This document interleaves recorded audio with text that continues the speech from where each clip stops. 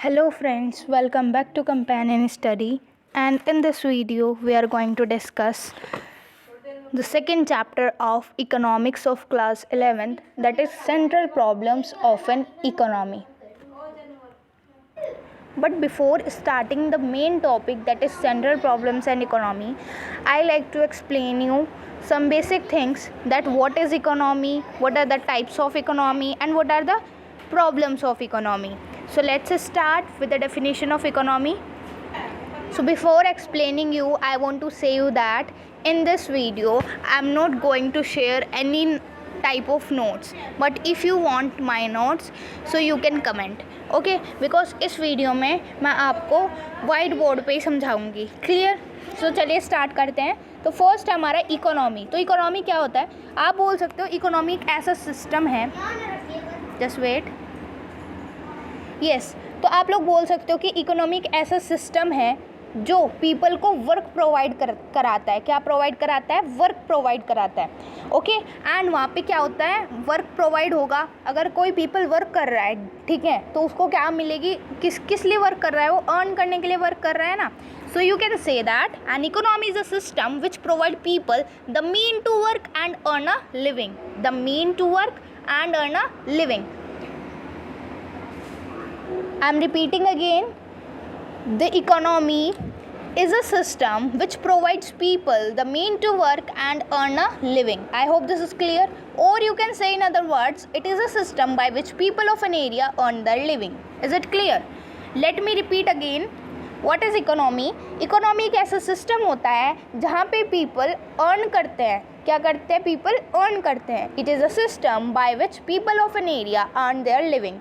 Or you can say it is a system which provide people the mean to work. मतलब जो work provide कराता है, किस लिए? ताकि वो अपना गुजारा कर सके, ठीक है, पैसे कमा सके. Is it clear? And friends, someone is having confusion कि नॉर्मेटिव इकोनॉमी, पॉजिटिव इकोनॉमी, ठीक है, और ये macro economics, micro economics, that we will discuss in the next video. Okay, इस वीडियो में जो मैंने आपको टॉपिक्स बताए हैं सिर्फ वही डिस्कस करूँगे. तो let me repeat the topics again. First is what is economy, next types of economy, next economic problem and central problems of an economy, and at last we will discuss production possibility curve, PPC. Clear? So we have discussed that what is economy. Now we will discuss about types of economy. So let me tell you, there are three types of economy. There are three types of economy. How many types of economy are there? There are three types of economy. So आगे बढ़ने से पहले मैं आपको एक बात बताना चाहती हूँ that my channel name is Companion Study. You know, all of you know this, that my channel name is Companion Study, and main motive is that you are studying with your companion. तो आपको video जब आप देख रहे हो तो video के साथ साथ ही लर्न होना चाहिए. मतलब कोई चीज़ आपको नोट डाउन नहीं करनी है. What ever I am telling you, just learn and fit it in your mind right now. Okay, so how many types of economy are there? There are three types of economy. First one is centrally planned economy, second one is market economy, and third one is mixed economy. अब friends, जो friends ऐसा होता है ना, मतलब जल्दी भूल जाते हैं, तो वो तो लिख लीजिए इनको, ठीक है. वैसे आई होप कि आपने पहले से ही नोट्स बना रखे होंगे, स्कूल के नोट्स होंगे आपके पास. और अगर आपको मेरे नोट्स चाहिए, that are very simple notes, बहुत ही ईजी लैंग्वेज में और बहुत ही शॉर्ट तरीके में लिखा हुआ है, तो आप लोग कमेंट कर सकते हो. So let's start. There are three types of economy: centrally planned, market and mixed economy. Is it clear? So let us discuss first about centrally planned economy. So can you guess which type of economy it can be? Centrally planned economy. Clear? तो centrally planned word से ही पता चल रहा है, मतलब central के द्वारा plan किया हुआ कुछ ऐसा. तो आप गेस कर सकते हो ना, मतलब सेंट्रल के द्वारा प्लान किया हुआ. तो जो स्टूडेंट्स ह्यूमैनिटीज़ के हैं वो तो समझ गए होंगे. सेंट्रली प्लान्ड का मतलब ये है, सेंट्रली प्लान मतलब सेंट्रल गवर्नमेंट के द्वारा प्लान की गई इकोनॉमी. सेंट्रल गवर्नमेंट के द्वारा प्लान की गई economy. Is it clear? So what is centrally planned economy? जो किसके अंडर में होती है? गवर्नमेंट के अंडर में होती है. किसके अंडर में होती है? गवर्नमेंट के. So note down the first point, that is production activities are undertaken by government. Means resources से हमारे पास जो लिमिटेड अमाउंट ऑफ रिसोर्सेज है उनका कैसे प्रोडक्शन करना है या फिर उनसे क्या बनाना है। क्लियर। जैसे कि you are having iron, iron से आप फर्नीचर बना सकते हो, डोर बना सकते हो, राइट, ट्रैक्टर बना सकते हो and many more things, right. But कि एक पर्टिकुलर रिसोर्स का कैसे यूज़ करना है that will be told by government. वो कौन बताएगा? गवर्नमेंट बताएगा। Why? Because production activities are undertaken by government and it is only in centrally planned economy. Means to say that जिस कंट्री में सेंट्रली प्लान्ड इकोनॉमी होती है उस countries में एक पर्टिकुलर रिसोर्स से क्या चीज़ बनानी है और कितना प्रोडक्शन करना है that will be told by government. Clear. So the second point of this economy is factors of production are owned by government. Means to say that this is also the same point. Means production कितना करना है और किस चीज़ का production करना है वो कौन बताएगा? Government. Next and the main point that is main motive is social welfare. Means to say that कि सेंट्रली प्लान्ड इकोनॉमी में मेन मोटिव क्या होता है गवर्नमेंट का? Social welfare. अब बहुत इंटेलिजेंट बच्चे यहाँ पे ऐसे भी होंगे जिनको सोशल वेलफेयर का मीनिंग नहीं पता चला अभी तक, so don't be worry because I am here. So social welfare का मतलब होता है फ्रेंड्स देश का भला करना। अब देखो आप खुद इमेजिन कर सकते हो सेंट्रली प्लान्ड इकोनॉमी को कौन किसके अंडर में है? वो गवर्नमेंट के अंडर में है। और गवर्नमेंट का काम क्या होता है? अपने देश का भला करना या फिर अपना प्रॉफिट कमाना। तो ये बात हमेशा याद रखना कि गवर्नमेंट हमेशा सोशल वेलफेयर के मोटिव से ही प्रोडक्शन करती है। Let me give you one example that is कि जैसे आपके पास कोई पर्टिकुलर रिसोर्स है जिससे फ़ैन भी बन सकता है एंड एसी भी बन सकती है। क्लियर। अब जो फ़ैन है, अब फ़ैन चाहे पुअर हो, ठीक है, चाहे कितना ही पुअर आदमी हो या फिर जो चाहे कितना भी रिच हो, सभी फ़ैन खरीदते हैं। क्लियर। बट एसी कौन खरीदता है? Who are having much money. Clear. तो सेंट्रली प्लान्ड इकोनॉमी में बताओ किस चीज़ का प्रोडक्शन होगा? So there will be the production of fan. पहले वो फ़ैन का प्रोडक्शन करेंगे क्योंकि उन्हें देश का भला करना है, ना कि अपना प्रॉफिट देखना है। क्लियर। तो मतलब जिस चीज़ की ज़्यादा डिमांड है जो हर एक लोग खरीद सकते हैं वो उसका ज़्यादा प्रोडक्शन करेंगे because main motive is social welfare. Is it clear? Move on to the next. So next one is market economy. अब सेंट्रल प्लान से समझ आ गया था, मतलब सेंट्रल गवर्नमेंट के अंडर में। अब मार्केट इकोनॉमी से हमें इतना तो समझ आ रहा है कि सब कुछ मतलब जो मार्केट के जो ऑफिशियल्स होते हैं, मार्केट के जो प्राइवेट ओनर्स होते हैं, आप कह सकते हो प्राइवेट ओनर्स, उनके अंडर में आती है मार्केट इकोनॉमी। क्लियर।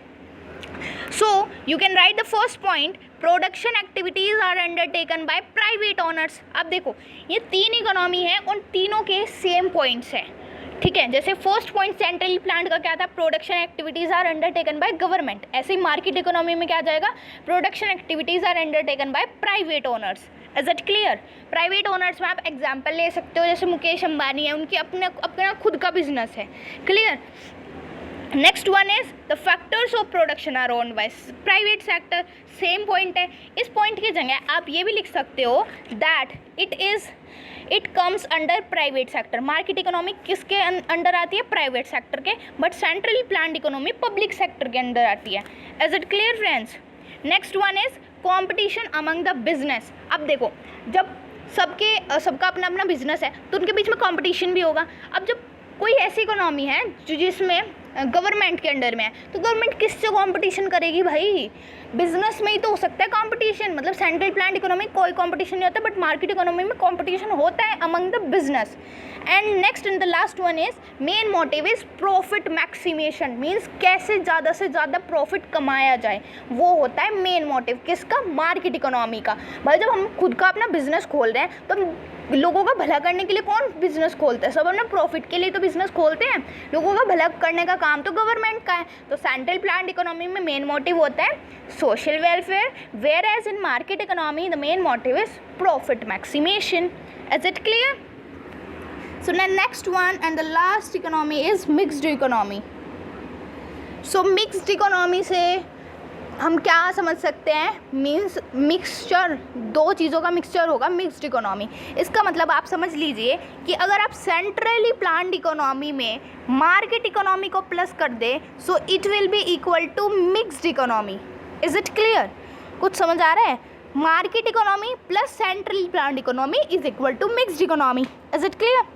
मीन्स एक ऐसी इकोनॉमी, मिक्स्ड इकोनॉमी एक ऐसी इकोनॉमी होती है जो दोनों के अंडर में होती है। किसके अंडर में? गवर्नमेंट के अंडर में भी एज वेल प्राइवेट ओनर के अंडर में भी। क्लियर? और इस टाइप की इकोनॉमी कहाँ देखने को मिलती है? अरे भाई अपने इंडिया में। यहाँ पे जो प्रोडक्शन होता है गुड्स का वो गवर्नमेंट भी बताती है, एंड यहाँ पे मुकेश अंबानी भी तो अपना बिजनेस चला रहा है ना। So means in India there is a mixed economy. In India there is a mixed economy. Is it clear? और अगर इसके प्रॉफिट की मतलब मोटिव की बात की जाए, मतलब किस मोटिव से चला रहे हैं इसे, तो आप बोल सकते हो कि main motive is social welfare as well as profit maximisation. Because जो मुकेश अंबानी है वो तो अपना प्रॉफिट देखेगा, और जो गवर्नमेंट है वो क्या देखेगी? Social welfare. तो means main motive is both social welfare as well as profit maximisation, and production activities are undertaken by both. Both means private sector के अंडर में भी आती है और पब्लिक सेक्टर के अंडर में भी। So I hope this economy is also clear to you. सारे टाइप्स आपको समझ आ गए होंगे। So for your information let me tell you that centrally planned economy is most important economy. But इसका मतलब ये नहीं है कि आप मिक्स्ड इकोनॉमी और मार्केट इकोनॉमी को इग्नोर कर दो। इनके भी चांसेस होते हैं एग्जाम में आने के, बट मिक्स्ड इकोनॉमी के थोड़े कम चांसेस होते हैं, ठीक है। बट इग्नोर किसी को नहीं करना अगर हमें 99.9% लाने हैं। ओके, सो यहाँ पे टाइप्स ऑफ इकोनॉमी होता है ख़त्म। नेक्स्ट आता है हमारा इकोनॉमिक प्रॉब्लम्स। अब मैं आपको एक एग्जांपल देती हूँ। देखिए, जैसे हमारे पास मिल्क है, clear, you are having 1 litre of milk. तो आप मिल्क से क्या क्या बना सकते हो? कर्ड बना सकते हो, ठीक है, और पनीर भी बना सकते हो, और क्या बना सकते हो? मावा भी तो बन जाता है मिल्क से, ठीक है, and many more things. Ice cream भी बना सकते हो आप मिल्क से। मतलब मिल्क से हम बहुत सारी चीज़ें बना सकते हैं, बट हमारे पास सिर्फ 1 लीटर मिल्क है।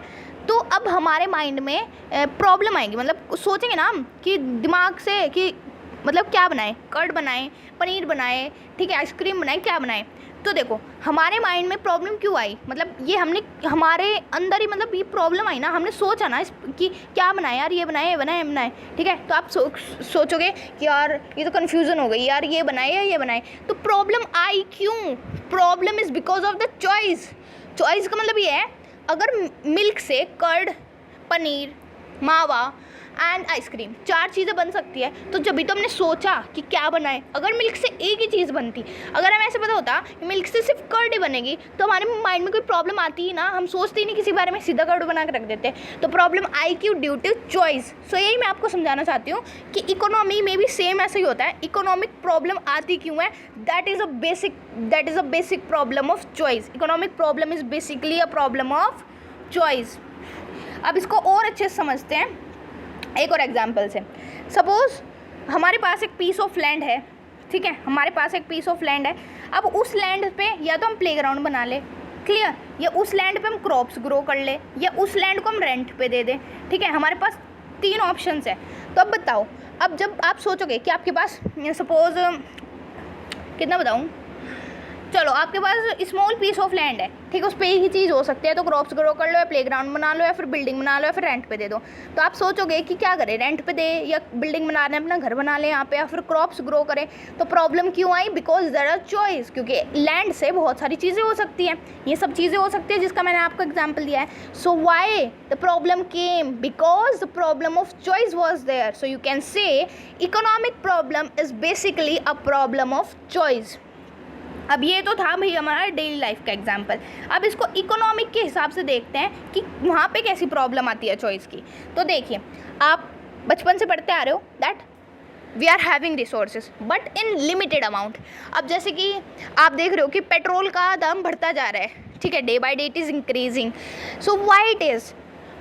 क्योंकि पेट्रोल भी एक रिसोर्स है एंड वो भी लिमिटेड अमाउंट में है हमारे पास। और हम आप देख रहे हो ना, बैटरी की स्कूटीज चल रही है, एंड अभी ऐसा हो रहा है, ऐसे बोल रहे हैं कि बड़े बड़े शहरों में तो बन गया है शायद, और अब सारी जगह बन जाएंगे चार्जिंग स्टेशंस, ताकि ज़्यादा से ज़्यादा लोग उन्हीं व्हीकल्स का यूज़ करें, ना कि पेट्रोलियम का। Because if we use petroleum more and more, so petroleum बचेगा ही नहीं फ्यूचर जनरेशन के लिए। So means to say that जो रिसोर्सेज हमारे पास वो क्या है, एक लिमिट अमाउंट में है। बट आपको पता है ना इंसान का लालच हमेशा बढ़ता रहता है, बढ़ता ही रहता है, बढ़ता ही रहता है। जब हम छोटे थे तो हमें वीडियो गेम चाहिए था, जब हम थोड़े बड़े हुए तो हमें साइकिल चाहिए, अब साइकिल भी मिल गई तब भी हमारा लालच खत्म नहीं हुआ, हम सेटिस्फाइड नहीं हुए, अब हमें बाइक चाहिए, और बाइक भी मिल गई तो अब क्या चाहिए भाई, फ्रेंड के पास कार है, वो तो कार में घूमता है, मुझे भी कार चाहिए। ठीक है, बढ़ते बढ़ते कभी जहाज पे ना जाओ, ये भी ध्यान रखना बात। मीन्स टू से दैट कि we never satisfied a given life time. जब तक हमारी लाइफ ख़त्म नहीं होगी ना, हम कभी सेटिस्फाई हो ही नहीं सकते अपनी लाइफ में, कभी भी नहीं हो सकते। आप कभी भी देख लो कि सपोज आपको ड्रेस चाहिए, नहीं आपको ड्रेस मिल गई तो आप सेटिस्फाई हो गए, बट थोड़े दिन बाद यार किसी पे नए सैंडल देख लिया, यार सैंडल नहीं है मेरे पास, तो यार शूज़ नहीं है, तो means we never satisfy. So the conclusion is that human wants unlimited, means जो ह्यूमन बींग्स हैं उनको अनलिमिटेड चाहिए और रिसोर्सेज लिमिटेड हैं। So that is the problem of choice. अब कहोगे इसमें चॉइस कहाँ आई, तो इसमें चॉइस देखो कहाँ पे आई। जैसे हमारे पास, आप सोचो कि हमारे पास है आयरन, जैसे मैंने आप स्टार्टिंग में आपको एग्जांपल दिया था कि that we are having iron, तो आयरन से हम ट्रैक्टर बना सकते हैं, ठीक है, या फिर और कोई भी व्हीकल बना सकते हैं, या फिर हम फर्नीचर बना सकते हैं, क्लियर। तो अब उस आयरन से आखिर बनाना क्या है। अब देखो आयरन से जब इतनी सारी चीज़ें बन सकती है, जब तो माइंड में कन्फ्यूज़न आई ना कि क्या बनाएं। अगर आयरन से एक ही चीज़ बनती तो कन्फ्यूज़न ही ना आती। मीन्स चॉइस है तभी तो प्रॉब्लम है, चॉइस है तभी तो प्रॉब्लम है। तो ये होगी इकोनॉमिक प्रॉब्लम, ठीक है, problem of choice. Clear, is it clear friends? Means economic problem is not match limited resources to unlimited wants and needs. तो देखो लाइन समझ आई नहीं आई कोई बात नहीं, मैं आपको हिंदी में बता देती हूँ कि रिसोर्सेज लिमिट अमाउंट में है और ह्यूमन को अनलिमिटेड चाहिए। ह्यूमन को अनलिमिटेड को इससे कैसे मैच करें, आप देखो कैसे।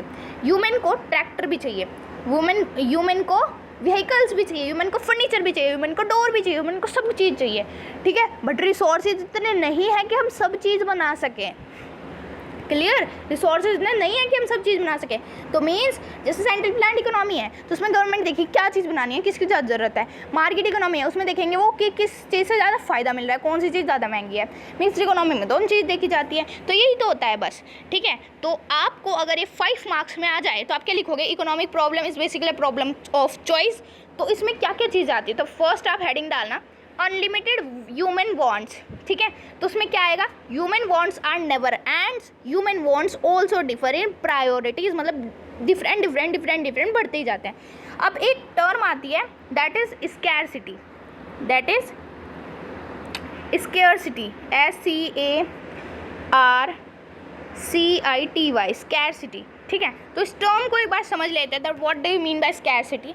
सो स्कैरसिटी का मतलब होता है कि जब किसी पर्टिकुलर चीज़ की डिमांड ज़्यादा हो और वो अवेलेबल इतनी हो ना। जैसे कि हमने मिल्क का एग्जांपल लिया था, मिल्क हमारे पास 1 लीटर ही है, बट आप जैसे आपकी मदर के पास 1 लीटर मिल्क है और उससे इतनी सारी चीज़ें बन सकती हैं। आप डिमांड कर रहे हो कि कर्ड बनाओ, ठीक है, आप डिमांड कर रहे हो सपोज आइसक्रीम बनाओ, फादर डिमांड करे कर्ड बनाओ, ठीक है, ब्रदर कुछ और डिमांड कर रहे हैं, पर मिल्क तो हमारे पास 1 ही लीटर है ना, बन तो एक ही चीज़ सकती है। तो means to say that scarcity एक ऐसी सिचुएशन होती है जिसमें डिमांड ज़्यादा हो और प्रोडक्शन कम हो, ठीक है। तो you can say in English that scarcity refer to the limitation of supply. चलिए इस डेफिनेशन को आप छोड़िए, ये थोड़ी लेंथी सी है, इजी लैंग्वेज की बताती हूँ। Note down in your notebook that scarcity refers to a situation when demand of resources is more than supply of resources. Is it clear? I hope scarcity is clear to you. Clear? So move on to the next. अब आप जो हम अभी discuss कर रहे थे economic problem, उसमें एक तो था ह्यूमन वांट्स अनलिमिटेड, दूसरा था रिसोर्सेज आर लिमिटेड। रिसोर्सेज क्या है, लिमिटेड है, रिसोर्सेज आर लिमिटेड। या फिर आप बोल सकते हो इसको, अगर ये टर्म कहीं पे आपको दिख जाए कि स्कैरसिटी ऑफ रिसोर्सेज, तो मतलब रिसोर्सेज कम है, रिसोर्सेज लिमिटेड है, दोनों का मतलब सेम है। तो उसमें आप क्या लिखोगे, ये लिखोगे कि रिसोर्सेज लिमिट है बट ह्यूमंस को ज़्यादा चाहिए और हमें डिसाइड करना पड़ता है, मतलब सेंट्रल गवर्नमेंट को डिसाइड करना पड़ता है कौन सा प्रोडक्ट बनाए ना बनाए, क्योंकि there are alternative uses of a particular resource. Clear? तो थर्ड हेडिंग हमारी इसी में ही आ जाएगी इकोनॉमिक प्रॉब्लम में, ऑल्टरनेटिव यूजेज। अब देखिए इसको मैं आगे डिस्कस करते हैं। एक टॉपिक आता है, ये टॉपिक यहीं पे ख़त्म करो। एक टॉपिक आता है रीजंस फॉर इकोनॉमिक प्रॉब्लम, या फिर आप बोल सकते हो कॉजेज ऑफ इकोनॉमिक प्रॉब्लम, कि इकोनॉमिक प्रॉब्लम हुई क्यों हुई। अभी डिस्कस कर लिया हमने वो सारा, क्योंकि अनलिमिटेड ह्यूमन वांट्स है, आदमियों को ज़्यादा चाहिए, इंसानों को ज़्यादा चाहिए, और लिमिटेड रिसोर्सेज हैं। और थर्ड आते हैं इसमें ऑल्टरनेटिव यूजेस, क्योंकि एक चीज़ के बहुत सारे यूजेस है भाई। लैंड का एग्जांपल दे देना, किसी भी चीज़ का एग्जांपल दे देना, जैसे पेट्रोल है उससे वो व्हीकल में डाल लो, मशीन में डालो, जनरेटर में डाल लो, एक ही काम होगा, बट क्योंकि लिमिटेड है वो। क्लियर? तो first is unlimited human wants, scarcity of resources और alternative uses. So these are the causes for economic problem. So यहाँ पे इकोनॉमिक प्रॉब्लम का टॉपिक होता है खत्म इन 20 मिनट्स। तो अब हम डिस्कस करेंगे central problems of an economy. अब देखो फ्रेंड्स, 20 मिनट्स की वीडियो हो गई है, मेरा भी गला थोड़ा सूख गया है, ठीक है। तो ये सेंट्रल प्रॉब्लम्स इकोनॉमी हम नेक्स्ट पार्ट में कवर करते हैं, बिकॉज ये ना समझने वाला कंसेप्ट है। इसमें हम पढ़ेंगे what to produce, for whom to produce, how to produce. अब ये दिमाग में घुस रहा है तो घुसा लो, नहीं घुस रहा है तो अगली वीडियो में घुसा लेंगे, ठीक है। Until then, thank you so much.